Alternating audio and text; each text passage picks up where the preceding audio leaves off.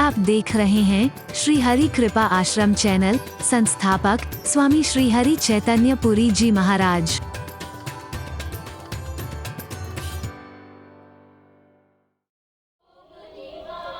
देखहि स्वप्न अनेक प्रकारा,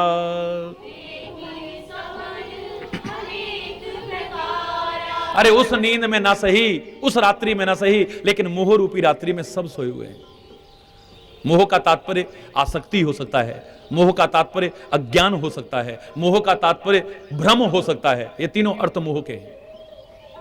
भ्रम रूपी रात्रि में सो रहे हैं हम लोग, अज्ञान रूपी रात्रि में सोए हुए हैं, या आसक्ति में सोए हुए हैं।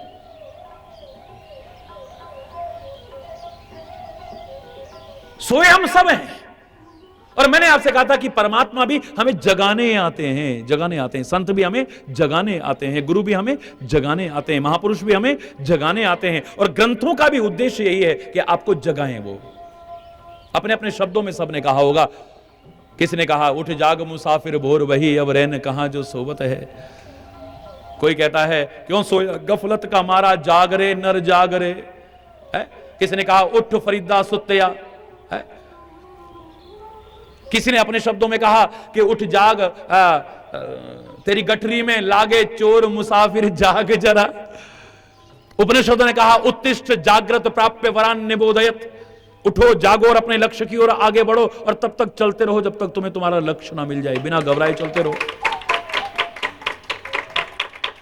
पर मैंने उस दिन कहा ना, भावनाओं में कोई तर्क नहीं है, लेकिन दूसरा अर्थ में जरूर कहता हूं कि खुद तो तुम सोए हो और तुम भगवान जी से कहते हो उठो जागो मोहन प्यारे, जागो जागो मोहन प्यारे, जागो जागो मोहन प्यारे, जागो। मोहन प्यारे को जगा रहे हैं।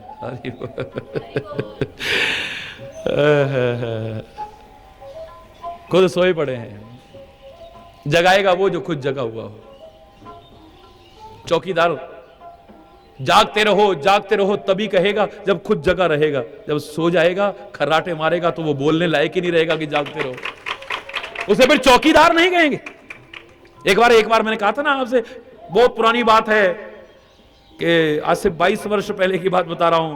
किसी ने पूछा संत महापुरुष बड़ा अपने आप को समझते हैं, खुद तो चौकियों पर बैठ जाते हैं, हमें जमीन पे बिठाते हैं। मैंने कहा बड़ा कहां समझते हैं, अपने आप को छोटा समझते हैं भाई। हरि बोल। लो हमें जमीन पे बैठाते हैं। मैंने कहा तुम जमीन पर बैठे हो भाई, तुम बहुत बड़े जमींदार हो, और वो तो चौकी पर बैठे हैं, चौकीदार हैं खाली। हरि बोल। है रामायण को रखा जाता है तो चौकी पर विराजमान करा जाता है, वेद पुराणों को रखा जाता है चौकी पर विराजमान करा जाता है, गुरु ग्रंथ साहब को रखा जाता है चौकी पर विराज। ये सारे चौकीदार हैं। ये हम सबको जगाने की कोशिश कर रहे हैं। दिखने में छोटा लग रहा है ये चौकीदार है, लेकिन जो खुद जग गया है और औरों को जगाने की कोशिश कर रहा है, उसकी दुनिया, उसके चरणों में तो सारी दुनिया झुकने को तैयार, और दुनिया का मालिक भी उसके चरणों में झुकने को तैयार रहता है। तैयार है।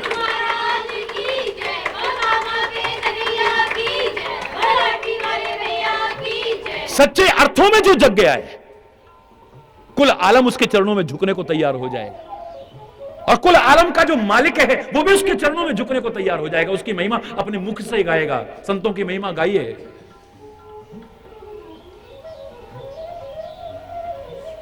महापुरुषों की महिमा प्रभु ने गाई है। गुरु की महिमा को खुद प्रतिष्ठापित किया है। जो खुद जग गया है और औरों को जगाने की कोशिश कर रहा है। मैं कह रहा हूं न पढ़ा लिखा हो तो भी वेदवाणी उसके मुख की वाणी बन जाएगी। आपकी निगाह में कबीर बिना पढ़ा लिखा हो लेकिन जाग गया है और औरों को जगाने की कोशिश कर रहा है। उसके मुख का निकला एक एक वचन वेद वाक्य है। वेदों के बढ़कर के होगा, वेदों से कम नहीं हो सकता है। तुम कितने पढ़े लिखे भी होगे, उसको अनपढ़ कहते हो, लेकिन आप उसके नाम पर रिसर्च कर रहे हो, उसके शब्दों पर रिसर्च कर रहे हो। कितने लोगों ने थीसिस लिखे होंगे कबीर के दोहों पर। हरि बोल। कितने डॉक्टरेट प्राप्त कर लिए होंगे, कितनों ने पीएचडी ले ली होगी उस कबीर की वाणी पर। हरि बोल। क्योंकि ये जागृति की महिमा है। जो जाग गया है सारी दिव्यताएं उसके जीवन में उतरने को तैयार हो जाती हैं। वेद उसके मुख से स्वयं निकलने को तैयार हो जाते हैं। हरि बोल। मोह निशा सब सोवनिहारा, मोह निशा देखहि स्वप्न अनेक प्रकारा, देखहि स्वप्न। महाराजा जनक के गुरु बनने का अष्टावक्र को जो सौभाग्य मिला था, मात्र इतनी सी बात से तो था वो। क्या यही ज्ञान का सार नहीं था वो? महाराजा जनक ने एक प्रश्न पूछा है, हरि बोल, अगर उसका जवाब दे दिया तो मेरे गुरु बनने का सौभाग्य मिलेगा, और नहीं दिया तो कारागार में बंद कर दिए जाओगे। हरि बोल। सारे के सारे कारागार में ही जाने लगे विद्वान। एक अष्टावक्र आया जिसे देख करके सभा में बैठे बड़े बड़े विद्वानों ने मजाक उड़ाया था। कोई हीन भावना नहीं उसके मन में, 8 जगह से टेढ़ा है। हमारी जरा सी शक्ल, वैसा रंग साफ सुथरा ना हो, हमारे अंदर हीन भावना आ जाती है। हमारा कद जरा सा छोटा रह जाए, हमारे मन में हीन भावना आ जाती है। हमारे पास दूसरों जैसी गाड़ी नहीं है, हमारे पास हीन भावना आ जाती है। दूसरों जैसा मकान नहीं है, हमारे अंदर हीन भावना आ जाती है। दूसरों जैसे हम नहीं बन पाए, हमारे अंदर हीन भावना आ जाती है। जरा सी आंख नाक टेढ़ी हो गई हमारे अंदर हीन भावना आ जाती है। अरे व्यक्तित्व तो इन चीजों से नहीं बनता है, व्यक्तित्व जिससे बनता है आ जाए तो गणेश जैसा कुरूप समझे जाने वाला भी स्वरूप समझा जाएगा, सुकरात जैसा कुरूप होने वाला वो भी स्वरूपों से अच्छा हो जाएगा, और अष्टावक्र जैसा 8 जगह से टेढ़ा भी सुंदरों को भी मात कर देगा। दावे से कह रहा हूं।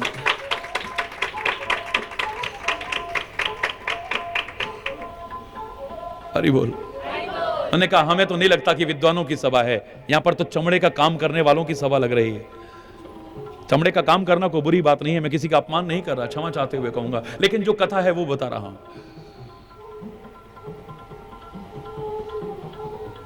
ये सभा तो चमड़े के काम करने वालों की है। विद्वानों को बड़ा गुस्सा आया। हम विद्वानों को तुमने चमार कहा? खून खोलने लगा सबका। उसने कहा एक बात बताओ, तुमने मेरा चमड़ा ही तो देखा है, और चमड़े की परख किसको होती है? चमड़े का काम करने वाले को। तुमने मेरे चमड़े की परख की है, मेरे ज्ञान की परख की होती तो तुम मेरी हंसी उड़ाने की कोशिश न करते। ये शरीर, ये चमड़ा टेढ़ा मेढ़ा हो सकता है, लेकिन ज्ञान टेढ़ा मेढ़ा नहीं होता है। मेरे ज्ञान को तो सुन लो पहले। तुम चमड़े को देख रहे हो, मेरे काम को, मेरे ज्ञान को नहीं देख रहे हो, मेरी योग्यता को नहीं देख रहे हो। इसका मतलब तुम खाली चमड़े की परख रखते हो, बस ज्ञान की परख नहीं रखते हो। महाराज जनक प्रभावित हुए हैं, उतर करके चरणों में प्रणाम किया है, लाकर के सिंहासन पर बिठाया। कहिए महाराज, बड़े प्रश्न करो, क्या प्रश्न करना चाहते हो? क्योंकि अष्टावक्र के पिताजी भी इसके कारागार में बंद हैं। हरि बोल। मैं तो कहता हूं धन्य है वो माँ बाप जिनको ऐसी औलाद मिली, और धन्य है ऐसी औलाद जो अपने माँ बाप को कष्टों से दूर करे और उनके सम्मान को बढ़ाने की कोशिश करे। अष्टावक्र कहता है प्रश्न करो, और उसका प्रश्न एक ही होता है, ये सत्य है या वो सत्य है। अष्टावक्र कहता है, राजा जनक ने जब ये प्रश्न किया कि ये सत्य है या वो सत्य है, अष्टावक्र कहता है ना ये सत्य है ना वो सत्य है। उन्होंने कहा कैसे कह सकते हो? उन्होंने कहा तुमने क्या पूछा है, पूछो। मजबूर होकर के राजा जनक से को कहना पड़ा कि मैं एक बार राज दरबार में बैठा हुआ था, चमर ढलाई जा रहे थे, दास दासियां किनारे पर खड़े हुए हैं, सारी सभा सजी हुई है, और भाट मेरी विरुदावली गा रहे हैं, मेरे यश का गायन, मेरे वंश के यश का गायन कर रहे हैं। ऐसे में राज्य सिंहासन पर बैठे बैठे मुझे झपकी लग गई है, और झपकी लगी है तो मुझे क्या पता लगा, उसमें झपकी में स्वप्न देख रहा हूं कि मेरा सब राजपाट नष्ट हो गया है। मैं सड़क पर आ गया हूं, भिखारियों की तरह घूम रहा हूं, यहां तक कि कितने दिन हो गए मुझे भोजन नहीं मिला है। अंत में जाकर के एक हंडिया में कुछ रखा हुआ था, उसे खाने के लिए हाथ बढ़ाया, उसमें भी कुत्ते ने मुंह मार दिया है। उसके बाद भी मैंने उसे उठाने की कोशिश की, वो हंडिया भी हाथ से गिर गई और टूट करके नीचे बह गया है। तो मेरी नींद एकदम से खुल गई। तो क्या देखता हूं, फिर लोग चमर ढुला रहे हैं, मेरा यश गाया जा रहा है। तो ये सत्य है या वो सत्य है? उन्होंने कहा ना ये सत्य है ना वो सत्य है, सत्य तो एक वही है, उसके अलावा कोई सत्य नहीं है। ये जो तुम देख रहे हो राज्य सिंहासन पर बैठे हो, ये भी एक सपना है। ये जो तुम्हारी जय जयकार हो रही है, ये भी एक सपना है। और वो जो तुमने सपने में फर्क कितना है, एक तुमने सोते हुए सपना देखा है, एक जगी हुई आंखों से सपना देख रहे हो, बस और कुछ नहीं है। महाराजा जनक पैरों में गिर गए, उन्हें गुरु स्वीकार किया है, उनके पिताजी को सम्मान सहित विदा किया है वहां से। हरि बोल। मोह निशा सब सोवनिहारा,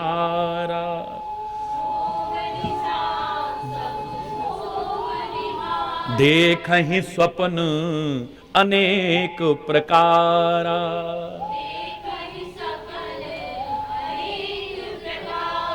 मोह निशा सब सो बने हुए, सब सोए हुए हैं। निषाद राज से पूछे बिना नहीं रहा गया, सब सोए हैं इसका मतलब कोई भी नहीं जगा हुआ? बोले हाँ, एक जगा हुआ है।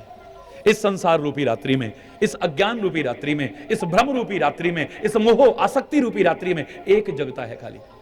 कौन? एहि जग जामिनी जागहि जोगी, एहि जग जामिनी परमारथी प्रपंच वियोगी, परमारथी प्रपंच वियोग। बोले इस मोह रूपी रात्रि में, भ्रम रूपी रात्रि में, अज्ञान रूपी रात्रि में कौन जगता है? यही जमन जग जामिनी जागहि जोगी। जोगी लोग जगते हैं। जोगी का मतलब कौन सा? जो भगवे वस्त्र पहन ले, सिर मुंडा ले या जटा धरा ले, जंगल में रहता हो, हिमालय में रहता हो? नहीं, जिसे योग करना आता है। योग का हिंदी में अर्थ होता है जोड़ना आता है। हरि बोल। अपनी चित्तवृत्तियों को जोड़ना आता है, एकाग्र करना आता है। जिसकी आत्मा से परमात्मा से जोड़ना आता है, आत्मा को परमात्मा से जोड़ना आता है, टूटते बिखरते समाज को जोड़ना आता है, वो किसी भी वेश में हो, कहीं पर भी रहता हो, योगी कहलाने लायक हो सकता है।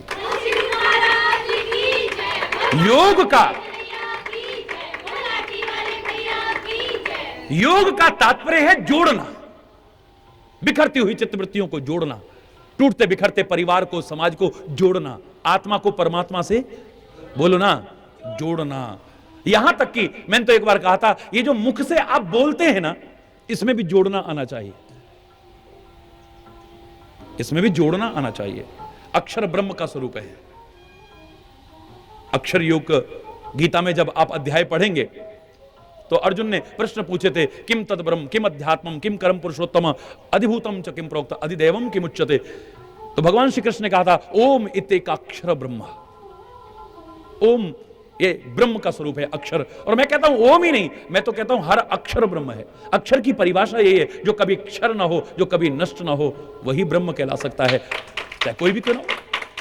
अक्षर का तात्पर्य इसलिए कहते हैं कि जो हम बोल रहे हैं ये नष्ट नहीं होता है कभी, परमात्मा की तरह ये नष्ट नहीं होता है। ये वातावरण की कितनी भी परतों को पार करता हुआ चला जाए, लेकिन ये कहीं ना कहीं मौजूद रहता है। तभी वैज्ञानिक कोशिश में लगे हैं। अगर कृष्ण ने गीता बोली है तो कितनी भी आगे पहुंच गई हो वायुमंडल में, कहीं ना कहीं मौजूद होगी। और वो ऐसी मशीनें बना रहे हैं कि उसे पकड़ने की कोशिश कर रहे हैं। परमात्मा की दी बुद्धि और विवेक का इस्तेमाल करके वो दिन आएगा कि वो परमात्मा के मुख की वाणी को भी पकड़ करके दिखा सके। हो सकता है ऐसा, क्योंकि उसकी कृपा से कुछ भी असंभव नहीं। तभी तो कहते हैं जो आप बोलते हो उससे एक वातावरण बनता है। आप लड़ाई झगड़ा करते हो, माहौल अलग ही बन जाता है। आप प्यार की बात करते हो, अलग ही हो जाता है। कुछ ऐसी कविताएं बोलते थे, लोगों में जान आ जाती थी, जोश आ जाता था, और लोग मातृभूमि के लिए कुर्बान होने को तैयार हो जाते थे। तुम्हारे कहने पर कोई थप्पड़ खाने को तैयार नहीं होगा। और लोग कुछ ऐसा बोलते थे, शब्दों को ऐसा जोड़ करके बोलते थे, लोग हंसते हंसते फांसी का फंदा तक गले में डालने को तैयार हो जाते थे। अक्षर माना कि ब्रह्म का स्वरूप है, लेकिन इन्हीं अक्षरों को जोड़ करके मेरे प्यारे बच्चों गालियां बनती हैं। इन्हीं अक्षरों को जोड़ करके प्रभु के नाम बनते हैं। इन्हीं अक्षरों को जोड़ करके गंदा अश्लील साहित्य बनता है। इसी अक्षरों को जोड़ करके सत साहित्य बनता है। इन्हीं अक्षरों को जोड़ जोड़ करके वेद, पुराण, ग्रंथ, कुरान, बाइबल इत्यादि को बनाए गए हैं। इन्हीं अक्षरों को जोड़ करके भक्ति गीत बनाए जाते हैं, राष्ट्र गीत बनाए जाते हैं, राष्ट्रभक्ति के गीत बनाए जाते हैं, गुरु भक्ति के गीत बनाए जाते हैं, गीत और कविताएं बनाई जाती हैं। और अश्लील और फूहड़ गीत भी इन्हीं अक्षरों को जोड़ करके बनाए जाते हैं। अक्षर को ये अलग अलग नहीं है। इन्हीं अक्षरों को जोड़ करके कुछ आप ऐसा बोलते हो कि हंसता खेलता वातावरण कटुता परिपूर्ण हो जाता है, कलह कलेश पैदा हो जाता है, अशांति पैदा हो जाती है, विरोध पैदा हो जाता है, नफरत पैदा हो जाती है, विद्वेष पैदा हो जाता है। इन्हीं अक्षरों को जोड़ करके कुछ आप ऐसा बोलते हो, लड़ाई खत्म हो जाती है, युद्ध की संभावना टल जाती है, प्यार पैदा हो जाता है, सद्भावना पैदा हो जाती है, एकता पैदा हो जाती है। ये अक्षर भी जोड़ना हमको आना चाहिए। इन्हीं अक्षरों को जोड़ करके आप प्यार पैदा कर सकते हो, कुछ ऐसा बोलोगे, और इन्हीं अक्षरों को जोड़ करके कुछ ऐसा बोलोगे कि एक सेकंड में दुश्मनी पैदा हो जाएगी। इन्हीं अक्षरों को जोड़ करके आप कुछ ऐसा बोलोगे, सदियों पुराना आपका संबंध एक क्षण में खत्म हो जाएगा। और इन्हीं अक्षरों को जोड़ करके कुछ ऐसा बोलोगे, सदियों पुरानी दुश्मनी आपकी एक सेकंड में खत्म हो जाएगी। बोलिए, शांति में अशांति पैदा कर सकते हैं, अशांति में शांति पैदा कर सकते हैं। इन्हीं अक्षरों को जोड़ करके आप कुछ ऐसा बोलोगे, इन्हीं अक्षरों को जोड़ करके आप अमृतमय वाणी बना सकते हैं, इन्हीं अक्षरों को जोड़ करके जहर उगल सकते हैं आप। अक्षर भी जोड़ना हमको नहीं आता है। अपनी चित्तवृत्तियों को हम नहीं जोड़ पा रहे हैं, अपने परिवार को नहीं जोड़ पा रहे हैं, मोहल्ले को नहीं जोड़ पा रहे हैं, लोगों को नहीं जोड़ पा रहे हैं। असली योगी वही है जो अंतर्मुख होकर के अपनी बिखरी हुई बहिर्मुखता के कारण चित्तवृत्तियों को समेटने की कोशिश करता है, जोड़ने की कोशिश करता है, जो समाज को बांटने के लिए, तोड़ने के लिए, जोड़ने की कोशिश करता है। ना पहने हो उसने भगवे वस्त्र, ना बढ़ाई हो जटा, ना सिर मुंडवाया हो, ना कोई तिलक छापे लगाए हो, ना कोई वही आडंबर करता हो। मैं कह रहा हूं सच्चा योगी वही कहलाने लायक हो सकता है, दूसरा नहीं हो सकता है। ये जाग गया है अब, और कोई आवश्यक नहीं। अभी तक आपको अगर लगे कि तुम सोए हो तो अब जग जाओ, जब जाग जाओ तब सवेरा है। बीती ताही विसार दे, अब आगे की सुधिले। जब तुम्हें गलती का एहसास हो जाए तब सुधर जाओ ना। कोई भी क्षण हमारे जीवन को सुधारने के लिए पर्याप्त है, अंतिम क्षण भी जीवन को सुधारने के लिए पर्याप्त है। वर्तमान का एक एक क्षण बहुत महमूल्य। हो चुका छोड़ो। मैंने तो आपसे एक बार कहा था, याद होगा, don't cry on split milk. महिला वो समझदार नहीं है, अरे दूध उबल गया, अरे दूध उबल गया, जो ऐसा कहती है दूध को उबलते देख करके। समझदार महिला वो है जो उबल गया सो उबल गया, बाकी को तो उतार ले, नहीं तो ये भी उबल जाएगा। Don't cry on split milk. उस पर मत चिल्लाओ, दूध उबल रहा है, अरे दूध उबल रहा है, दूध उबल गया भाई दूध। ये समझदार महिला नहीं है, मूर्ख महिला है। आपसे कहा था, learn from past, think for future but live in present. भूतकाल में हो चुकी गलतियों को सुधारो, उनसे प्रेरणा लो, अपनी गलतियों से प्रेरणा लो, औरों की गलती से प्रेरणा लो। भविष्य के लिए योजना चाहे बनाओ, लेकिन वर्तमान में जीना सीख लो। जिसने वर्तमान को सुधार लिया है उसका सब सुधर गया है, याद रखना। ये वर्तमान सबसे महत्वपूर्ण काल है। आप इसके बारे में विस्तार से सुन चुके हैं, मैं पुनरावृत्ति नहीं कर रहा हूं, लेकिन प्रसंग आ रहा है तो कर रहा हूं। बहुत विस्तार से इसके बारे में बोल चुका हूं मैं। ये भूतकाल भी कभी वर्तमान ही था, क्योंकि वर्तमान ने ही भूतकाल बनना है। वर्तमान का ये क्षण थोड़ी देर बाद भूतकाल बन जाएगा। अभी महाराज जी बोल रहे हैं, एक क्षण बाद कहोगे महाराज जी बोल रहे थे। ये वर्तमान भूतकाल बनेगा, और भविष्य का जो अगला क्षण है, अभी थोड़ी देर में महाराज जी बोलेंगे, अब कहोगे बोल रहे हैं। ये भविष्य थोड़ी देर में वर्तमान बनेगा। भविष्य ने वर्तमान बनना है और वर्तमान ने भूतकाल बनना है। ये वर्तमान को अगर सुधारते चले गो तो आपका भूतकाल भी सुधरता गया और भविष्य भी सुधरता गया। बोलिए आप। सब कुछ वर्तमान पर निर्भर करता है। भविष्य के लिए योजना चाहे बनाना, लेकिन वर्तमान में जीना सीख लेना। और मैं तो कहता हूं, भविष्य की लंबी चौड़ी योजनाओं से वर्तमान में किया हुआ छोटा सा भी श्रेष्ठ कार्य कहीं अच्छा है। भविष्य में हम एक अन्न क्षेत्र खोलेंगे, हजारों लोगों को निःशुल्क भोजन कराएंगे, और वर्तमान में दरवाजे पर एक भिखारी आया, 2 रोटी के टुकड़े नहीं दिए, उसे दुत्कार के भेज दिया, तो धिक्कार है तुम्हारी योजनाओं पर। भगवान हमें इतना दे, हम सारी दुनिया के नंगों को वस्त्र पहना देंगे। योजना बड़ी अच्छी है, लेकिन वर्तमान में तुम्हारा पड़ोसी ठंड में ठिठुर रहा है, उसके पास पहनने को कपड़े नहीं है, तुम्हारे घर में फालतू कपड़े हैं, 2 कपड़े उसे न दे पाए, तो धिक्कार है तुम पर। वर्तमान नहीं सुधारा तो कुछ नहीं सुधारा। इसके संबंध में भी मैंने आपको बताया था, कॉलेज में मैंने चंद पंक्तियां लिखी थी जब कॉलेज में पढ़ा करता था, कि जो सोचता बस भविष्य की है वह वर्तमान भी खोता है। आनंद उठा सकता वो नहीं, तीनों कालों में रोता है। जिसने देखा है वर्तमान, तीनों ही काल संवार लिए। जिसने अपना वर्तमान संवार लिया, उसके तीनों काल संवर जाएंगे। अगर तुम्हें अब लग रहा है कि हम भी सोए हुए थे, मोह रूपी रात्रि में सोए थे, आसक्त थे हम, क्योंकि संसार को नहीं छोड़ना है, संसार की आसक्ति को छोड़ना है। हरि बोल। संसार को छोड़ के जाओगे भी कहां? बोले जंगल में चले, वो भी संसार में ही आता है। हिमालय की गुफा में चले जाएंगे, वो भी संसार में चलाता है। वहां पर जाकर के भी अगर तुमने आसक्ति नहीं छोड़ी, तो वहां पर जाकर के भी तुम्हारा जाना बेकार हो जाएगा। मैं तो कहता हूं, बहुतों के लिए कहावत लागू होती है, धोबी का कुत्ता न घर का रहा न घाट का रहा, न वहां कर पा रहे न यहां कर पा रहे हैं कुछ। हरि बोल।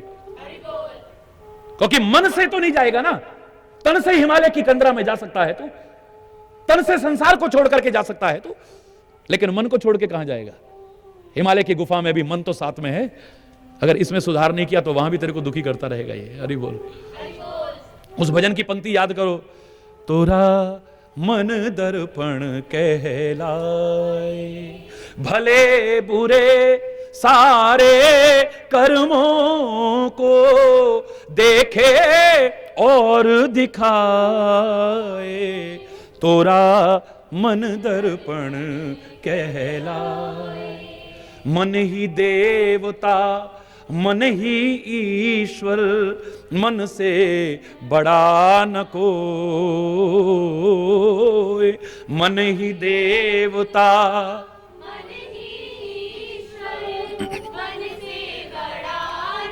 मन उजियारा जब जब फैले, जग उजियारा हो, मन उजियारा जब जब फैले, जग उजियारा, इस उजले दर्पण पर प्राणी धूल ना जमने पाए, तोरा मन दर्पण रे, तोरा मन दर्पण, सुख की कलियां दुख के कांटे, मन सबका आधार, सुख की कलियां दुख के कांटे, मन सबका, मन से कोई बात छुपे ना, मन के नयन हजार हो, मन से कोई बात छुपे ना, जग से कोई भाग ले चाहे, जग से पर मन से भाग न पाए, तोरा मन दर, अरे तू जग से भाग सकता है पर मन से भाग करके कहां जाएगा, इसलिए तू कहीं भी रह ले। तो फिर कहीं पर भी रह लीजिए आप, वहीं पर आनंद मग्न रह सकते हैं, वहीं पर सच्चे योगी बन सकते हैं। लेकिन जब तक आप योगी नहीं बनेंगे, सच्चे अर्थों में योगी नहीं बने, तब तक आपको जगा हुआ नहीं समझाएगा, ये दावे से कह रहा हूं। एक ही जगह रहता है बस, बाकी सब सोए हुए हैं। एहि जग जामिनी जागहि जोगी, एहि जग जामिनी, और उनकी परिभाषा क्या है? परमार्थी, स्वार्थी नहीं। वो योगी कैसे होते हैं? परमार्थी होते हैं, परमार्थ में जीवन जीते हैं, मन से, वचन से, कर्म से, परमार्थ के अलावा कुछ नहीं है उनके पास, कोई स्वार्थ नहीं है। दुनिया में हर नाते में कोई ना कोई स्वार्थ होगा। मैं तो यहां तक कहा था आपसे कि देवता भी स्वार्थी है, हरि बोल। फिर भी हमें सम्मान करते रहना है उनका, क्योंकि उनसे हमें कुछ ना कुछ मिल रहा है, हमें कृतज्ञता ज्ञापित करनी है उनके प्रति। हम एहसान फरामोश नहीं है, हम अनग्रेटफुल नहीं है। सुर नर मुनि जन के यह रीति, स्वार्थ लागी, हर एक में कोई ना कोई स्वार्थ मिलेगा। लेकिन सच्चा योगी चाहे किसी वेश में हो, कहीं पर रह रहा हो, मैं दावे से कह रहा हूं वो परमार्थी होगा, वो स्वार्थी नहीं हो सकता है। भगवान शंकर है ना, महायोगी हैं। भगवान कृष्ण को योगी राज कहते हैं। क्या स्वार्थ है उनका बताइए? संसार के भले के लिए क्या क्या कष्ट नहीं उठाए हैं। कौन सी उनकी क्रिया ऐसी थी, कौन सा उनका वचन ऐसा था जिसमें स्वार्थ छिपा हो? उनके मस्तिष्क से अगर गीता का ज्ञान निकलता है तो तब भी लोगों का परमार्थ होता रहा, आज भी हो रहा है और आगे भी होता रहेगा। अगर उनकी क्रियाएं हुई हैं कोई भी, तो काहे के लिए? स्वार्थ में क्रियाएं नहीं है, परमार्थ में क्रियाएं हैं। वचन है तो परमार्थ में है, कर्म है तो परमार्थ में है, मन में उनके चिंतन है तो संसार का भला कैसे हो जाए, संसार के दुखी लोगों को सुख कैसे मिल जाए। हरि बोल। संत की भी यही रीति है, महापुरुष की भी यही रीति है। इसलिए इन्हें योगी कहते हैं, योगी राज कहते हैं। खाली इसलिए योगी नहीं कहते हैं कि उन्होंने ऐसा धारण कर रखा है, ऐसा धारण कर रखा है, ऐसा कर रहे हैं। बोले सब सोए होंगे, लेकिन एक जगह होता है, यही जग जामिनी जागहि जोगी। लेकिन उनकी पहचान क्या है? परमारथी। बोलो, प्रपंच वियोगी। फालतू प्रपंच में नहीं फंसते, जो रात दिन प्रपंचों में लगा हुआ है वो योगी नहीं हो सकता है। दुनिया के प्रपंचों में ही रात दिन लगा हुआ है, जिसकी जीवन क्रिया खाली उस व्यक्ति की तरह है जिसने बेचारे ने कभी सोचा काश मेरे पास भी गाड़ी होती। हरि बोल। कंजूसी करता रहा, खाने में पहनने में हर तरह से कंजूसी करता रहा, पैसे इकट्ठे करता रहा, 60-70 साल लग गए, तब जाकर के बेचारे ने कार खरीदी। हरि बोल। अब को काम भी करता है कोई तो इसलिए करता है क्योंकि उसकी मरम्मत भी करानी है, उसमें पेट्रोल भी डालना है। हरि बोल।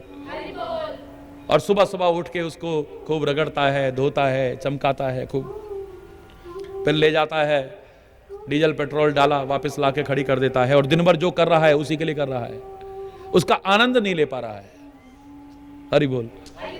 तो हम भी क्या करते हैं, इतनी मुश्किल से जाकर के हमें ये, अब इसे कार कह लो, हालांकि कार कहना बेकार है, कार मिली, बस सुबह उठते ही इसको नहाना, नहलाना, चमकाना, पॉलिश रगड़ रगड़ के करना, और फिर इसमें पेट्रोल डालना, और सारा दिन जो कर रहे हैं खाली इसी के लिए, और अपने जिनके हैं उनके अंदर पेट्रोल डालने के लिए कर रहे हैं। अगर इसका जीवन का आनंद नहीं ले पाते हो, सच्चा सुख नहीं ले पाते हो, तो उसकी तरह मूर्ख हो। उसको लोग कहेंगे मूर्ख, अरे सारा जीवन तूने लगा दिया, इतने कष्ट उठाए, तब जाके कार खरीदी है, अब 2 सेकंड कम से कम घूम करके तो देख, दुनिया की सैर तो करके देख, तेरे को तो फुर्सत ही नहीं है, 24 घंटे इसी कार की रगड़ाई में और इसी का पेट भरने में लगा हुआ, इसके अलावा तेरे को कोई काम नहीं, खाली यहीं तक सीमित रहा, तूने इसका आनंद तो कुछ नहीं उठाया।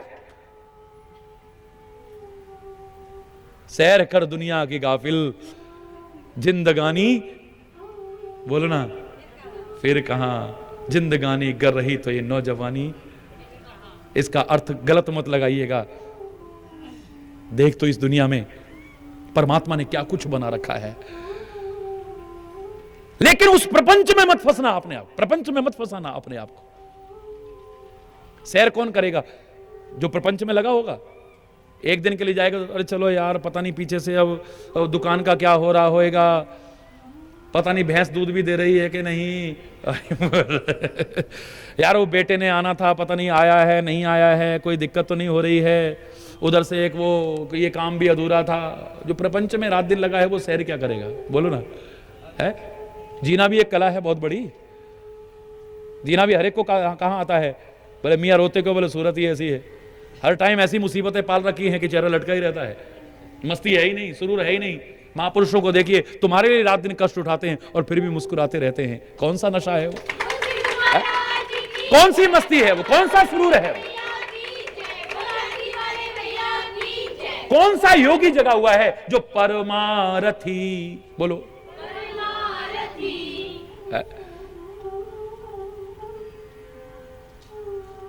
उन्होंने कहा ना, मुर्दा दिल क्या खाक जिया करते हैं अरे मुर्दा दिल क्या खाक जिया करते हैं?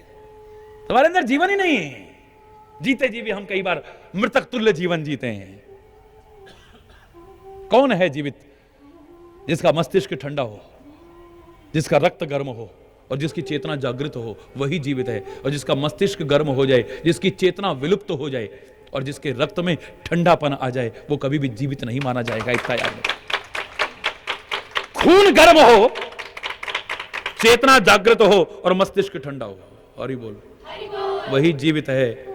हरि चैतन्य तो उसे जीवित मानता है भैया, बाकी तो हरि बोल है बस। फिर परमारथी प्रपंच वियोगी, जो रात दिन प्रपंच में ही लगा हुआ है वो कभी भी योगी नहीं हो सकता है और वो जगा हुआ नहीं हो सकता है। जो प्रपंच से वियोगी है वही जगा हुआ हो सकता है।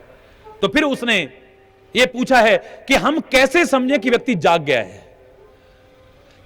निषाद राज ने पूछा होगा अगला प्रश्न कि कैसे पता लगे कि सामने वाला व्यक्ति जगा है या नहीं, हम जगे हैं या नहीं जगे हैं, क्या इसकी कोई परिभाषा है? जानिए तब ही जीव जग जागा, जानिए तब ही जीव जग जागा, जब सब विषय विलास विरागा, जब सब विषय। इसकी व्याख्या काफी विस्तार से होगी, इस समय खाली इतना ही कहते हुए, तभी संसार में जीव को जगा हुआ माना जाना चाहिए जब समस्त विषयों से, समस्त विलासिताओं से वैराग्य हो जाए। ऐसा नहीं कि वो दुनिया में कोई काम नहीं करेगा, ऐसा नहीं कि वो देखेगा नहीं, ऐसा नहीं कि वो बोलेगा नहीं, ऐसा नहीं कि वो सुनेगा नहीं, ऐसा नहीं कि वो सोचेगा नहीं, ऐसा नहीं कि वो चलेगा नहीं, ऐसा नहीं कि वो करेगा नहीं, सब कुछ करेगा, लेकिन उसका स्वरूप बदल जाएगा, बहुत सुंदर स्वरूप हो जाएगा, दिव्य स्वरूप हो जाएगा।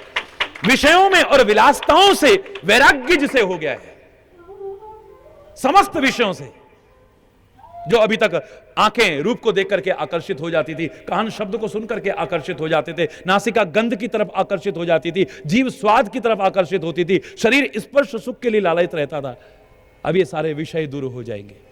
विलासताओं में जो रात दिन फंसा था, भोगों में जो रात दिन फंसा था, उधर से मन हटने लगा तो सोच लेना वो सब काम करता हुआ भी, कहीं पर रहता हुआ भी व्यक्ति योगी हो सकता है। और जहां वो योगी बना, सोच लो जाग गया है और उसके सारे दुख सारे के सारे दूर हो जाएंगे।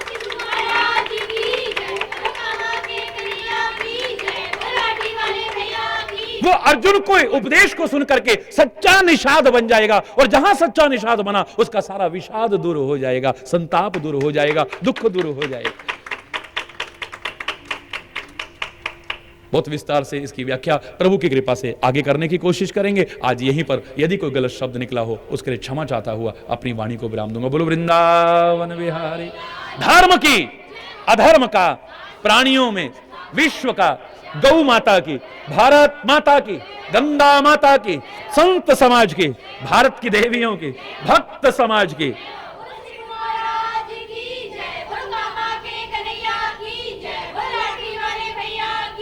बोलो वृंदावन बिहारी। जय जय श्री राधे श्याम राम। हरि बोल, हरि बोल, हरि बोल। और आज बोलते बोलते ही मैंने जब अचानक गिनने की कोशिश की तो लक्ष्मण जी ने जो संदेश दिया है इसमें 18 पंक्तियां हैं। हरि बोल। और उस गीता में भी 18 अध्याय थे।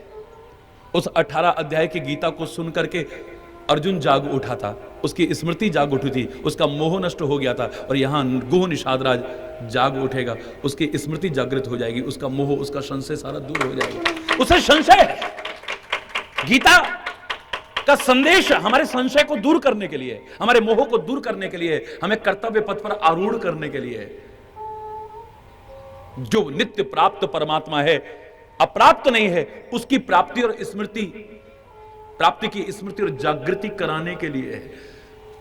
तो इसमें जो 5 प्रमुख गीताएं हैं इस रामचरितमानस में, पहली गीता लक्ष्मण के मुख से कहलाई है। इसमें 18 पंक्तियां आएंगी। देखिए आप, अचानक मैंने वैसे गिना, वैसे ही भगवान श्री राम ने परशुराम जी को जो समझाया है उसमें भी 18 पंक्तियां हैं। आश्चर्य की बात देखिए आप, संयोग देखिए। और ये एक एक पंक्ति, एक एक चौपाई, दोहे की एक एक लाइन, मैं कह रहा हूं गीता के एक एक अध्याय से कम नहीं है। इसे कम करके मत आंकिएगा, बराबर है उसके। विस्तार से आपने पहली पंक्ति सुन ली है। ऐसा श्रोता बन करके आप सुनिएगा, आपका भी वो संशय दूर ना हो जाए तब कहिएगा, क्योंकि इसको संशय है। आज राम जंगल में इस अवस्था में पड़े हुए हैं, पत्तों पर लेटे हुए हैं, कुशा के आसन पर लेटे हुए हैं। सत्य है, कर्म ही प्रधान होता है, लोग कहते हैं। अब यहां पर संदेह है, मन में शंका उठनी चाहिए कि राम ने ऐसा कौन सा कर्म किया है जिसका फल उन्हें मिल रहा है। ये ठीक है कि कर्मों का ही फल मिलता है, कर्म चाहे अच्छे हों या बुरे हों, अब के हों या पूर्व के हों, जानबूझ के किए जाए या अनजाने में, अपने कर्मों का फल हमें अवश्य भोगना पड़ता है। ये बिल्कुल सत्य है, इसमें कोई संदेह की बात नहीं है। लेकिन श्री राम ने ऐसा कौन सा कर्म किया है जिसके बदले में कष्ट? तो प्रातः काल के प्रसंग में विस्तार से आपने व्याख्या सुनी कि कष्टों में किसी को देख करके एकदम से यह मत कहिएगा कि इसने कोई गलत कर्म किए होंगे, क्योंकि मैंने जो अनुभव किया है 3 तरह से लोगों को कष्ट उठाते देखा है। अपना अनुभव बता रहा हूं। एक अपने कर्मों के कारण कष्ट उठाता है, दूसरा किसी को सुख पहुंचाने के लिए कष्ट उठाता है, तीसरा अपने व्यक्तित्व को निखारने के लिए, कुछ बनने के लिए कष्ट उठाता है। कष्ट बनाकर पाकर के ही कुछ बनता है। मिटा दे अपनी हस्ती को अगर कुछ मर्तबा चाहे कि दाना खाक में मिलकर गुलो गुलजार होता है। मिटा देता है अपने आप को। कुछ पाने के लिए कष्ट उठाता है व्यक्ति, कुछ बनने के लिए कष्ट उठाता है व्यक्ति। इतिहास में अपना एक स्थान बनाने के लिए कष्ट उठाता है व्यक्ति, क्योंकि दुख के सम्मुख जो सिहर उठे, इतिहास उन्हें ना जान सका। दुख में भी कर्मठ धीर रहे, उनको ही जग पहचान सका। दुख एक कसौटी है जिस पर यह मानव परखा जाता है। दुख भी मानव की संपत्ति है, तो क्यों दुख से घबराता है? वो अपने व्यक्तित्व के निखार के लिए कष्ट उठाता है, क्योंकि दुख की ज्वाला में पड़कर ही कुंदन सा तेज चमकता है।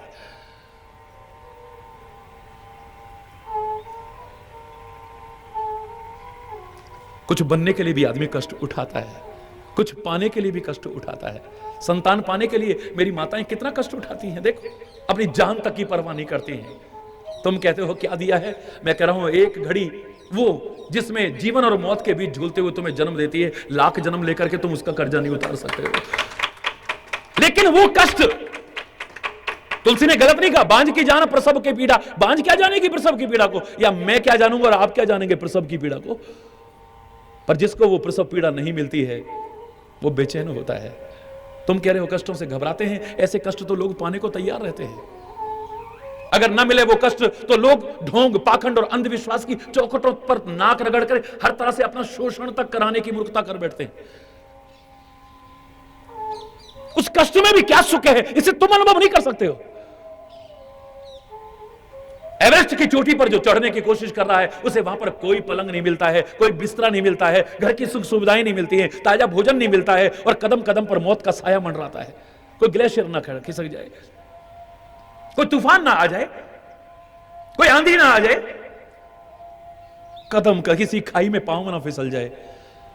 कितना कष्ट उठाता है वो। लेकिन जब वो एवरेस्ट की चोटी पर झंडा फहराता है उसे क्या मिला है इसे तुम अनुभव नहीं कर सकते हो। गर्व से सीना ऊंचा हो जाता है। कुछ पाने के लिए भी व्यक्ति कष्ट, आप ये मत सोचिए जो कष्ट उठा रहा है इसने अवश्य कोई बुरे कर्म ही करे होंगे।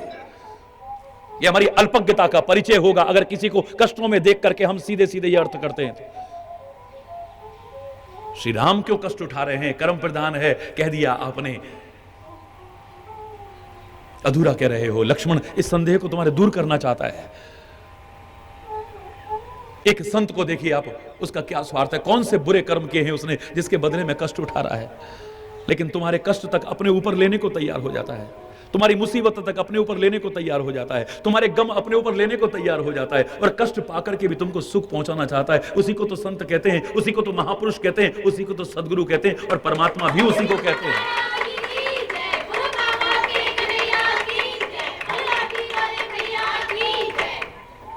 मैंने कल आपसे कहा कि पूरे भारत की जब पद यात्रा की मैंने तो मुझे एक अनुभव मिला, उसमें अनंत अनुभवों में से एक अनुभव मिला कि जो अपने सुख के लिए प्रयास करा वो कभी संत नहीं हो सकता है। कितने अभिनंदन पत्र रोज हमें भेंट किए जाते थे, सारा विश्व जानता है। भारत के लोग तो कम से कम 23,000 किलोमीटर ईश्वर की कृपा से पैदल चला हूं। एक एक गांव गांव में पता कीजिए क्या लोगों का प्यार मिला है, क्या सम्मान मिला है, जबकि मैं उसका आकांक्षी नहीं था। लेकिन बड़ा आज भी मैं उन दृश्यों को याद करता हूं तो दिल भर आता है। हरि बोल। कितने स्वागत गीत बोले जाते थे, लिख करके दिए जाते थे, कितने अभिनंदन पत्र भेंट किए जाते थे। मेरे पास एक भी नहीं होगा, एक भी, उसी दिन फाड़ के फेंक देता था। आज के माहौल को, ढोंग को, पाखंड को, अंधविश्वास को देख करके या किसी ईर्ष्या के कारण लोगों ने बुराई भी की होगी, आलोचना भी की होगी, हम उस पर भी ध्यान नहीं देते थे। क्योंकि हमारे महापुरुषों ने हमसे कहा था मस्त हाथी बन जाना। कोई अगर तुम्हें हाथी गणेश जी समझ करके फूल की माला चढ़ाए, गुड़ खिलाए, तुम पर पैसे चढ़ाए, तुम्हारी जय जयकार करे, तुम्हारे देख करके अपना दिन शुभ माने, तो उससे खुश मत हो जाना। और पीछे से कुत्ते भौंकने भी लग जाएं तो तुम घबराना मत, तुम्हारी चाल में फर्क नहीं आना चाहिए। मस्त हाथी की चाल हो एक संत की, जो आगे से कोई सम्मान कर रहा है तो कोई फर्क नहीं, पीछे से कुत्ते भौंक रहे तो कोई फर्क नहीं है। यही सिखाया गया था, तो वही मस्ती की चाल थी। हरि बोल। कोई सम्मान कर रहा है तो कोई खास फर्क नहीं पड़ गया, कोई आलोचना कर रहा है तो भी हरि बोल। लेकिन एक व्यक्ति, कल अधूरा रह गया था वो प्रसंग। जिला नैनीताल में एक बड़ी सुंदर घटना घटी। हजारों की भीड़, लोग विलखते हुए साथ में पैदल चले जा रहे हैं और जहां मंच बनाया था वहां तक आए। मैं मंच पर गया, लोग सारे व्याकुल हैं कुछ सुनने के लिए, तीव्र जिज्ञासा है उनकी कुछ सुनने के लिए। और अवस्था आपको पता ही है, उस समय मात्र 22 वर्ष की, 21-22 वर्ष की अवस्था थी। लेकिन जो प्यार, ऐसे से जब लोग अभिनंदन पत्र दे रहे थे, स्वागत कर रहे थे, एक व्यक्ति पीछे से शोर करने लगा। उन्होंने कहा भाई मैं मंच पे जाके कुछ बोलना चाहता हूं। लोग जानते थे ये मंच पर जाएगा कुछ गलत बोलेगा, क्योंकि उससे लोग परिचित होंगे वहां के। मैं तो पहली बार गया था, हालांकि मुझे लगा नहीं कि पहली बार कोई मिला या मैं पहली बार कहीं गया। ना लोगों को लगा कि पहली बार महाराज जी से मिले, ना महाराज जी को लगा कि कोई पहली बार मिला। अनंत जन्मों का नाता है हमारा, तो अनंत जन्मों का, युगों युगों का नाता है हमारा, क्योंकि एक ही बाप की तो औलाद है हम। अरे बोल, मूल तो हमारा सबका एक ही है, बोलो ना। लोग उसको जानते होंगे, मना कर रहे, लेकिन मैंने कहा नहीं, इसे आने दो। महाराज जी प्लीज, ये बहुत बदतमीज आदमी है, किसी के भी मंच पे चढ़ के चाहे जो बोल देता है। मैंने कहा कोई बात नहीं, अपमान का डर उसको होगा जो सम्मान चाहता है। मैं तो सम्मान देना चाहता हूं, तुम्हारा सम्मान चाहता नहीं हूं।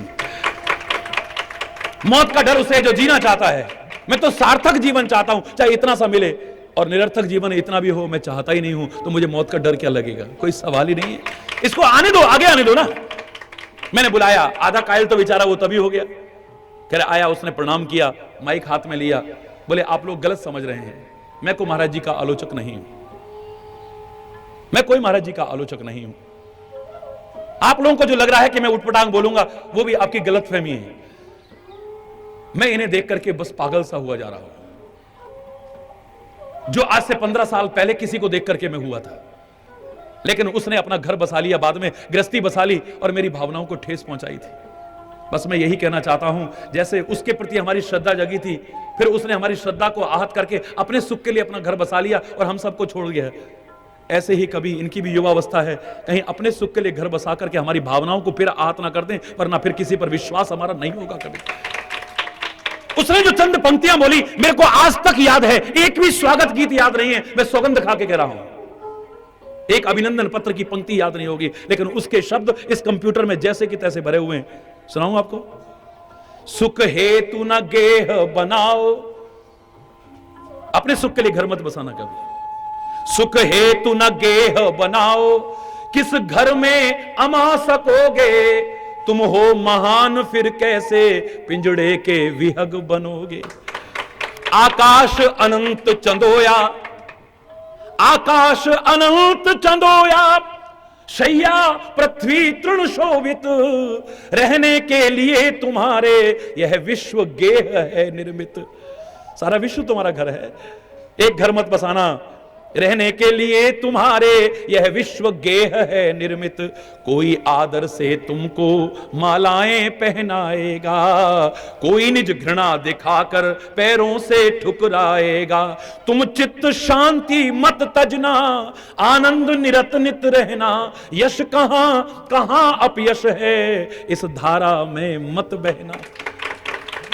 सानंद मुक्त हो करके बस यही गीत तुम गाना, हरि बोल हरि बोल, हरि हरि बोल, हरि बोल हरि। सुख हेतु न गेह बसाना, किस घर में अमा सकोगे, तुम हो महान फिर कैसे पिंजड़े के विहग बनोगे। आकाश अनंत चंदोया, शैया पृथ्वी तृण शोभित, रहने के लिए तुम्हारे यह विश्व गेह है निर्मित, कोई आदर से तुमको मालाएं पहनाएगा, कोई निज घृणा दिखाकर पैरों से ठुकराएगा। तुम चित्त शांति मत तजना, आनंद निरत नित रहना, यश कहां कहां अपयश है, इस धारा में मत बहना। सानंद मुक्त हो करके बस यही गीत तुम गाना जो आज गा रहे हो, इसे ही गाते रहना और हमारे दिल में बसे रहना, किसी और घर में बसने की कोशिश मत करना।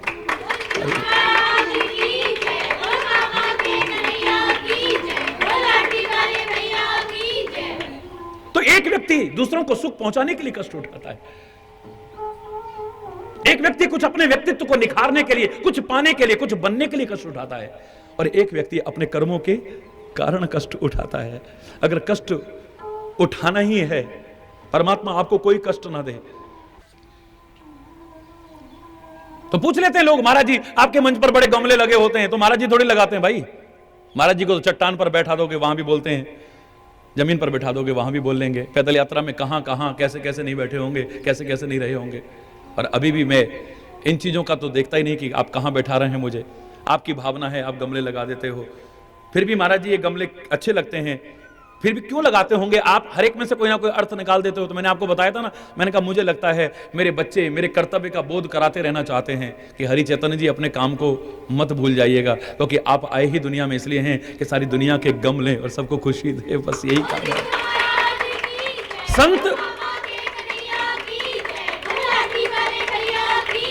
संत उसी को कहते हैं, गुरु उसी को कहते हैं, महापुरुष उसी को कहते हैं, और मैं तो परमात्मा भी उसी को कहूंगा तो दुनिया को सुख पहुंचाने के लिए कष्ट तक उठाने को तैयार हो जाए। हरि बोल। दुनिया के दुख सुख में सहभागी अगर नहीं बनता है, दुनिया के दुख में अगर दुखी नहीं होता है, तो बेकार है। प्रसन्न होकर के चतुर्भुज रूप में कौशल्या के सामने परमात्मा प्रकट हो गए हैं। वह प्रकट कृपाला दीन दयाला कौशल्या हितकारी हर्षित महतारी मुनि मनहारी अद्भुत रूप निहारी, मुस्कुराते हुए प्रकट हुए हैं। मां कहती है रो तुम, दुनिया रो रही है, बिलख रही है और तुम हंस रहे हो। दुनिया दुखी है, पीड़ित है, ऋषि मुनियों को सताया जा रहा है, पृथ्वी को सताया जा रहा है और तुम मुस्कुरा रहे हो। अपने दुख सुख में मुस्कुराना यह तो अच्छी बात है, अनुकूलता में और प्रतिकूलता में स्वयं अपने जीवन में हमेशा मुस्कुराते रहना यह तो बड़ी महानता का परिचय है। लेकिन दुनिया को दुखी देख करके हम मुस्कुराए ना, राम मेरा राम अच्छा नहीं लग रहा है, तू खाली कौशल्या का राम बना रहेगा। लेकिन मां तो ये चाहेगी सारी दुनिया तेरा सम्मान करे, सारी दुनिया तुझसे प्यार करे। तू रो। माता पुनि बोली सो मति डोली तजहु तात यह रूपा, की जय शिशु लीला अति प्रिय शीला वह सुख परम अनूपा। सुनी वचन सुजाना रोदन ठाना, खाली रोए नहीं, अब तो ठान लिया कि रोना ही रोना है। हरि बोल। क्योंकि संसार के लोगों को दुख में देख करके अगर मैं मुस्कुराता हूं तो इनको अपनापन महसूस नहीं होगा, इन्हें भी कोई लगे कि हमारा अपना आ गया है। झूठ मूठ कोई नाटक भी करता है ना, आपके दुख में दो आंसू झूठ मूठ भी बहा देता है, तुम उसे अपना मानने लगते हो, चाहे वो बाद में हंस के आपके दुख को उड़ाएगा। लेकिन परमात्मा हमारे बीच आए, एक आंसू भी हमारे लिए बहा दे, संत और गुरु हमारे बीच आए, हमारे दुख से दुखी होकर के एक आंसू भी, हमें लगता है कोई सच्चा अपना आ गया है। उसके सामने फिर हम अपना दिल तक खोल करके रखने को तैयार हो जाते हैं। हरि बोल। तभी तो एक बार मैंने कहा था कि प्रभु के सामने अपना दिल खोल के रख देना, गुरु के सामने अपना दिल खोल के रख देना, संत के सामने अपना दिल खोल के रख देना। हरि चैतन्य ने एक बार भावना ही भावना में पृथ्वी को एक उलाहना दिया था कि मैं अपनी भावना से मैंने उलाहना दिया था इस पृथ्वी माता को। मैंने कहा हे पृथ्वी माता, तेरे लिए राम आया, तेरे लिए जंगलों में इतने कष्ट उठाए, नंगे पैर चला वो, क्या तेरा उत्तरदायित्व कुछ नहीं बनता था? तू ऊपर की कठोरता को खत्म कर देती, अपने ऊपर के भाग को कोमल बना देती, जिससे राम के पैरों में कष्ट तो न होता। ये कांटे और कंकड़ सारे समेट लेती अपने अंदर। तू सीता को अपने गर्भ में समेट सकती है, तो कांटे और कंकड़ों को अपने गर्भ में नहीं समेट सकती थी तू? पृथ्वी माता कहती है हरि चैतन्य तू आज कह रहा है मैंने तो उस समय ऐसा किया था तो फिर राम के पैरों में जख्म क्यों हुए, राम के पैरों में कांटे क्यों लगे? 14 वर्ष के बाद में जब वापस भी अयोध्या में आए हैं, राज तिलक भी हो गया है। उस समय भी जब वेदों ने प्रार्थना की है, रामायण में पढ़ के देखिए, उस समय एक पंक्ति आती है, मैं पूरी प्रार्थना नहीं सुना रहा।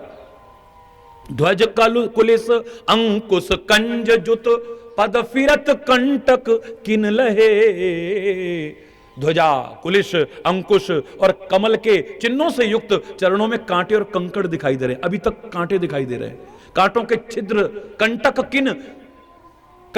किन भी दिख रहे हैं और कंटक भी दिख रहे हैं उन पैरों के अंदर। प्रभु ने पैर ऐसे किए होंगे ऊपर, तो उनको उसमें कांटे नजर आ रहे हैं, कांटों के छिद्र नजर आ रहे हैं। अगर ऐसा था तो फिर उसमें क्यों लगे कांटे?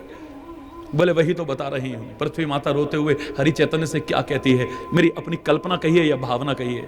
वो कहती है बेटा मैंने किया था ऐसा, मैंने सोचा कि ये मेरे लिए आए हैं, भरत के लिए मैंने सुमन में मार्ग कीना, सुमन में मार्ग कर दिया था, तो क्या मैं राम के लिए ना करती, जिसने सारे कष्ट मेरे लिए उठाए? मैंने ऐसा किया, लेकिन मैंने क्या देखा कि ऊपर इतनी कोमलता के बावजूद जैसे ही राम का चरण मेरे ऊपर पड़ा, राम के पैर में जख्म हो गया। इतनी कोमलता, पुष्पों की कोमलता भी फीकी पड़ गई थी। मैंने कहा कि अब औपचारिकता क्यों करूं, मेरी औपचारिकता का भी अगर लाभ भी नहीं मिलना है तो क्या फायदा है मेरी औपचारिकता करने का? सुमन में मार्ग मैंने कर लिया, कोमल कर लिया, लेकिन उसके बावजूद राम के पैरों में जख्म हो रहा है, तो क्या फायदा फिर फॉर्मेलिटीज का? पहली बार कोई अपना आया है, उसके सामने भी दिखावा, औपचारिकता, ना ना ना। मैंने कहा हे राम क्षमा करना, मैं तो अपना दिल खोल के दिखा दूंगी कि देखो इसके अंदर जख्म ही जख्म है, इसके अंदर कांटे ही कांटे हैं, इसके अंदर कंकड़ ही कंकड़ हैं। दुनिया की निगाह में मेरा अधिकांश भाग पानी का नजर आता है, लेकिन इन्हें नहीं पता ये खारा पानी नहीं, मेरे आंसू हैं जो मैं अंदर ही अंदर रोती रहती हूं, लेकिन किसी के सामने अपना दुख दर्द कहती नहीं हूं। मैं रोती हूं रात दिन, ये जो खारा पानी तुम्हें दिख रहा है ये मेरे आंसू हैं ये, लेकिन मैंने कभी किसी के सामने नहीं रोया अपना दुख दर्द, क्योंकि मैंने सुना था मूक रहना बोलना मत। हरि चैतन्य ने ही सुनाया था, मूक रहना बोलना मत, हर किसी के सामने अपनी हृदय निधि खोलना मत, हर किसी के सामने आंख से मोती ढुलकते मोल इनका कौन जाने, तू इन्हें चुपके संजोले ये बड़े अनमोल दाने, इस निठुर जग की तराजू पर हृदय को तोलना मत, मूक रहना बोलना मत। रही मन निज मन की व्यथा मन ही राखो गोए, सुन हंस दई हैं लोग सब बांट सके ना कोई। इनके सामने क्यों रोना, मैंने दुनिया के सामने कभी नहीं रोया है। बहुत सहनशीलता अपनाई है मैंने, लेकिन पहली बार कोई अपना आया है उसके सामने भी मैं दिखावा करूं। मैंने दिल खोल करके रख दिया तो वो जो मैंने छुपाए थे कांटे और कंकड़ सब ऊपर आ गए। मेरे दिल में देख घाव ही घाव है, मेरे दिल में जख्म ही जख्म है। अब इसमें तू मेरा दोष कहता है तो कह ले हरि चैतन्य, तेरी मां से ऐसा कोई दोष नहीं हुआ है, कोई अपराध नहीं हुआ है। मैंने तो कोशिश की थी, लेकिन जब मेरी कोशिश के बाद भी कोई फायदा नहीं मिला तो मैंने अपना दिल खोल के रख दिया। अपनापन पहली बार लगा मुझे कि कोई अपना आया है। हमारे अगर व्यवहार से किसी को यह ना लगे कि कोई अपना आ गया है तो क्या फायदा अवतार का, क्या फायदा संत का, क्या फायदा महापुरुष का, क्या फायदा गुरु का। ये लगना चाहिए कि कोई हमारा अपना है इस दुनिया में। आज भाई भाई में अपनापन नहीं है, पति पत्नी में वो अपनापन नहीं है जो होना चाहिए, मां बाप बच्चों में वो अपनापन नहीं है, समाज में एक दूसरे के प्रति कोई अपनापन नहीं है। ऐसे में कोई तो हो जो निस्वार्थ हमें अपनापन दे सके। अरे बोल, जोर से बोलो ना। बस उस अपनेपन में वो क्या करता है कि तुमको सुख पहुंचाने के लिए कष्ट उठाता है। बोली आज मैं अभिमान से नहीं कह रहा, हरि चैतन्य का क्या स्वार्थ है, रात दिन भागदौड़ कर रहा है आपके लिए, क्या स्वार्थ है। मैं अपनी प्रशंसा के लिए या उसके लिए अगर कहीं भी बू आ रही हो प्रशंसा की या अहंकार की तो मैं माफी मांगता हूं। क्या स्वार्थ है आपसे, क्या चाहता है आपसे। आपका अच्छा जीवन जरूर चाहा होगा, आपका अच्छा आचरण चाहा होगा, आपका अच्छा चरित्र चाहा होगा, आपके अच्छे कर्म चाहे होंगे, आपका अच्छा स्वभाव चाहा होगा, आपकी अच्छी वाणी चाहिए होगी, आपका अच्छा चिंतन चाहा होगा। इसके अलावा आपसे क्या चाहा है कभी बता दीजिए मेरे को।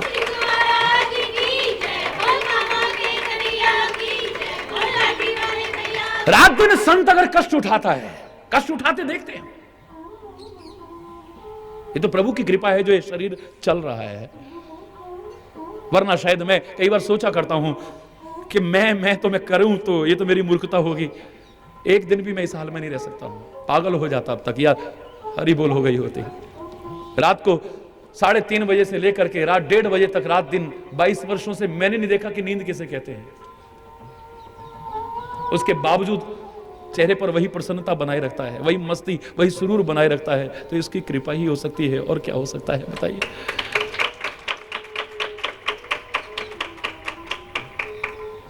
क्या स्वार्थ है संत इतनी भागदौड़ कर रहा है, क्या स्वार्थ है महापुरुष। मैं उनकी नहीं कह रहा जो व्यवसायी बने हुए हैं, जो अपने मान सम्मान के लिए रात दिन भाग रहे हैं, जो धन पाने के लिए रात दिन भाग रहे हैं, मैं उनकी बात नहीं कर रहा। जिसे संत कहते हैं, जिसे गुरु कहते हैं, जिसे महापुरुष कहते हैं, जिसे अवतार कहते हैं, क्या आवश्यकता है उसे इतने कष्ट उठाने की। कन्हैया तक जेल में पैदा हो रहा है, उसके बाद मां बाप से बिछुड़ गया पैदा होते ही, गोकुल में पहुंच गया है, वहां पर भी चैन नहीं है। कितने कष्ट। आप जिसे कहते हो आनंद, परमात्मा को कोई कष्ट नहीं है। अपना क्या कष्ट है बताइए। पर इस पृथ्वी के बाहर हरण के लिए कितने कष्ट उठाए हैं, वहां जाकर के भी उनको चैन नहीं है। कभी पूतना मारने आ रही है, कभी अगासुर मारने आ रहा है, कभी बकासुर मारने आ रहा है, कभी फलाना मारने आ रहा है। माँ बाप वहां से भी उसे उठाते हैं, नंदगांव में ले आते हैं। हरि बोल। जंगल जंगल में गाय चराता है, रात दिन इतने कष्ट उठाता है। क्या आवश्यकता है उसे कष्ट उठाने की।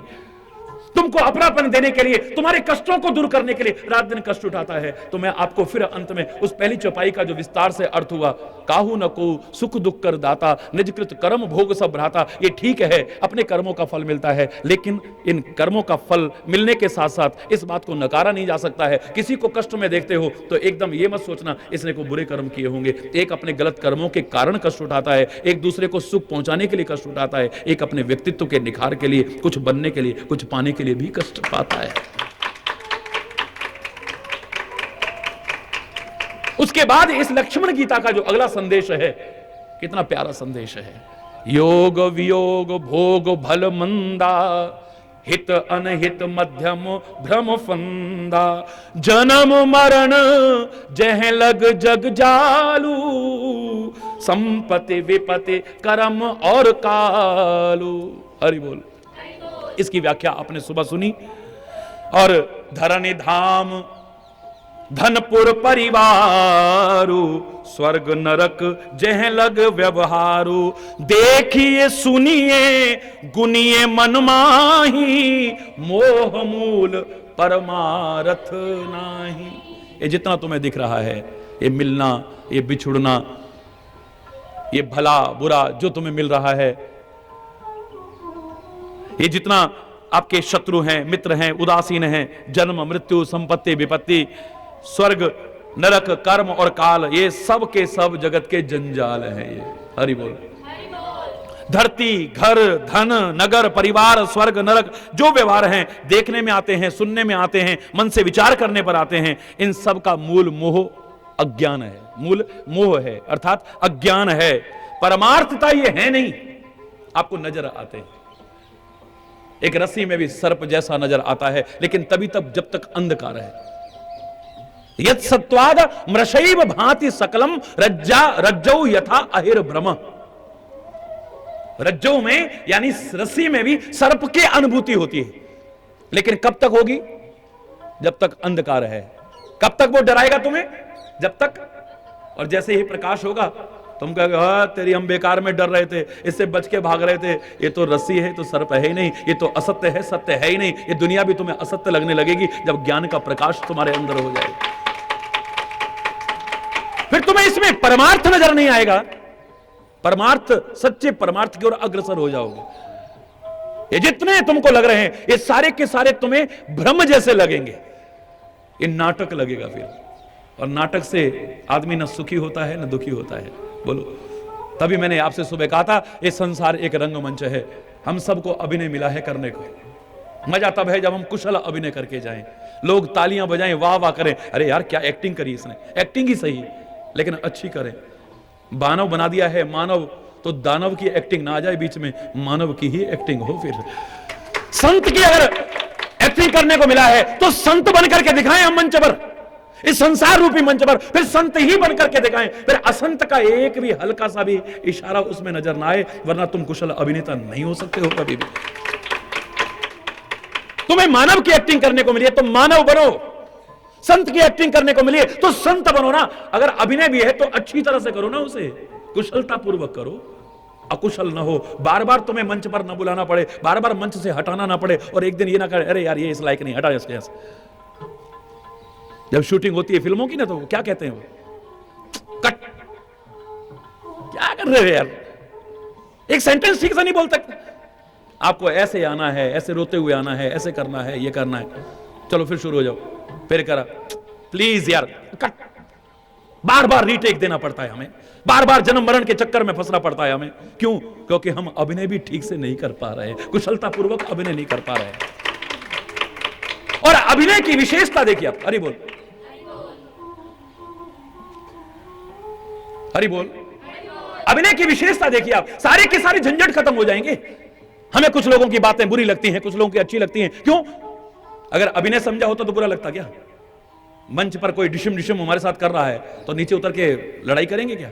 अबे बड़ा बन रहा था उस समय 30 मार का, हमें पता है एक्टिंग चल रही थी, उसको जो रोल मिला वो कर रहा है, हमें जो मिला हम कर रहे हैं। हमारे अंदर कोई शत्रुता का भाव नहीं आएगा, हमारे अंदर कोई दुर्भाव नहीं आएगा, कोई विरोध नहीं आएगा हमारे अंदर। मंच पर 100 गाली हमें को दे दे, सैकड़ों गाली हमें दे दे, हमें बुरा लगेगा? बोलो ना, हमें सचमुच लगती है वो गाली। कहते हैं हम उमा कहूं मैं अनुभव अपना, उमा कहूं मैं सत हरि भजन जगत सब सुपना, सत हरि भजन। ये संसार जी सब मिथ्या है जी, ब्रह्म ही सत्य है, ये सब स्वप्न जैसा है, तो बुरा काहे को लग रहा है तुम्हें? सपने होए भिखारी नृप रंक नाकपति होए, सपने में एक भिखारी राजा बन जाए तो तभी तक खुश हो रहा है जब तक सपने में है। जैसे ही जागेगा उसकी खुशी सारी लुप्त हो जाएगी, अहंकार सारा लुप्त हो जाएगा। बोलिए, तुम अगर खुश हो रहे हो अनुकूलता मिलने पर, अभिमान में अकड़ रहे हो अनुकूलता मिलने पर, तो तुम सोए हो अभी तक। जैसे ही जागोगे तुम्हें पता लगेगा ये तो सब नाटकबाजी है। हरि बोल, ये तो सपना था खाली ही, फिर राजा बनने का अहंकार तुम्हारे अंदर नहीं आएगा। बोलो ना, आएगा फिर? सपने होए भिखारी नृप, रंक नाक पति होए। एक रंक देवलोक का राजा इंद्र बन जाए, जागे लाभ न हानि कछु, तिमि प्रपंच जग सो जोए।